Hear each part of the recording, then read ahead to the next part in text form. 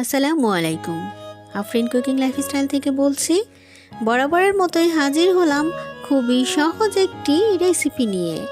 ইফতারে তৈরি করে প্রাণ যাবে জুড়িয়ে তরমুজের শরবত। চলুন মূল প্রসেসে চলে যাই। তরমুজের শরবত তৈরি করা কিন্তু খুবই সহজ।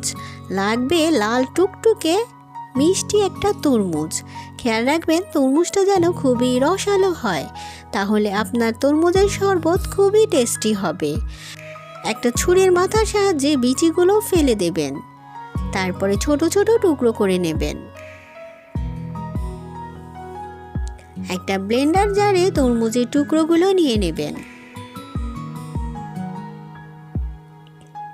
আচ্ছা, তরমুজের প্রকারভেদ অনুযায়ী চিনি বাড়িয়ে কমিয়ে দিতে পারেন।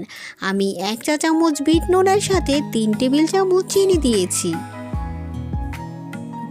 খুব ভালো করে একেবারে মিহি করে ব্লেন্ড করে নিয়েছি। সামান্য একটু পানি দিয়েছি, ঠান্ডা পানি। এখন ফ্রিজে রেখে ঠান্ডা ঠান্ডা ইফতারের সময় পরিবেশন করবেন। দেখুন কত সহজে প্রাণ জুড়িয়ে যাওয়ার মতো তরমুজের শরবত তৈরি করে নিয়েছি। যদি এই তরমুজের শরবত ভালো লেগেছে অবশ্যই ইফতারে বানিয়ে নেবেন। সবাই খুব ভালো থাকবেন। আল্লাহ হাফিজ।